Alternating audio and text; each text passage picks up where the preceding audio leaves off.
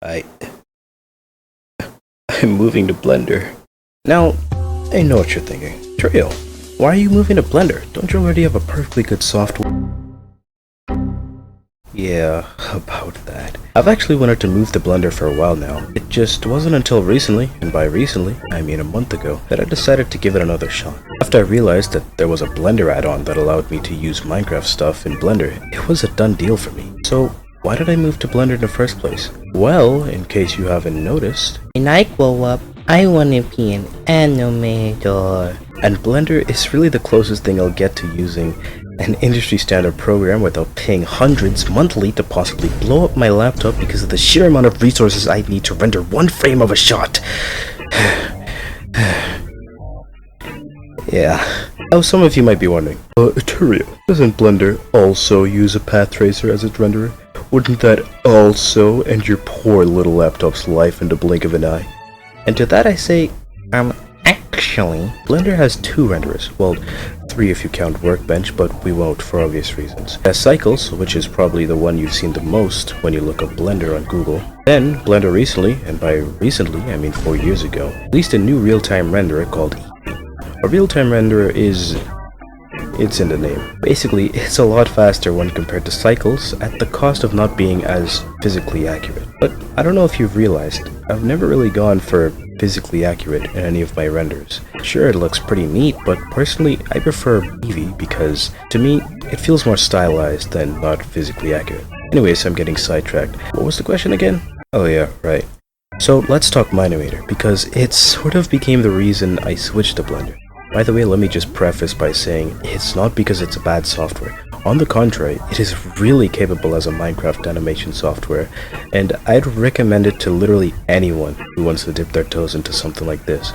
But that's just it, it's a Minecraft animation software. Soon, I want to expand my horizons to other content besides Minecraft. Not because I dislike it, but because I want to branch out a bit. Also, Animator 2.0. It was released recently, and by recently I mean a few months ago.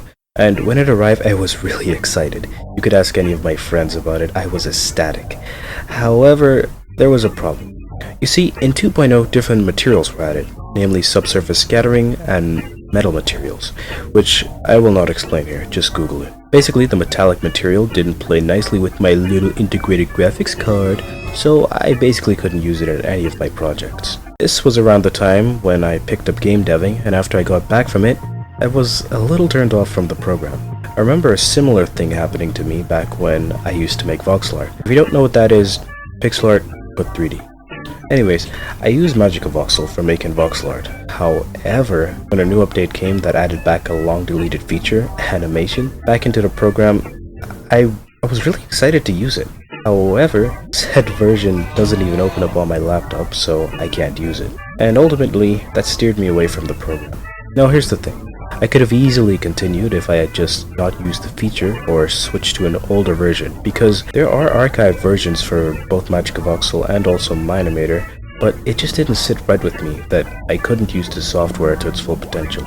I don't know though, maybe it's just me being picky, but that's how I feel. Anyways, what's so good about Blender anyways, you ask? Well, for starters, I can use any material I want.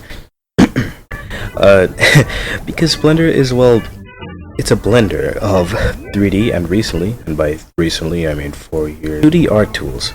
It gives me a lot of freedom to do whatever I want with, from animation, sculpting, VFX, lighting, scripting. Heck, there's even a video editor in the software that I'm pretty sure I used for one of my videos. It's just got a whole heap of stuff in it, which is why I would recommend it to those only who actually want to branch out into more stuff like me. But like I said, Animator, especially nowadays, is an amazing software for Minecraft animations and wallpapers. Trio, is there anything that Blender doesn't do that you wish it did do? Well, it's not what it doesn't do, it's more so what it doesn't have. So there's this lighting technique called global illumination. If you don't know what it is, here's the gist. You know how in real life, light bounces from one object to another, right? Well, what global illumination does is try to simulate some of those light bounces in real time. You can see examples of this with Unreal Engine 5's Lumen. Anyways, there's a specific type of global illumination called screen space global illumination, which only calculates some light bounces if the light source or the light from said source is viewed by the camera. Animator actually implemented this recently, and by recently I mean in 2.0, and it's pretty good. Because it's screen space, it can get a little weird at times, but I still used it quite a bit when it came out. Well, that's about it.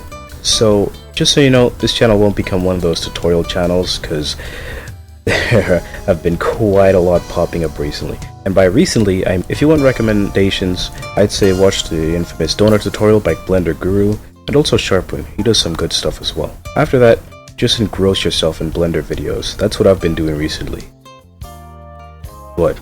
You thought I was gonna... Anyways, if you got any other questions for me, you can leave them in the comments below.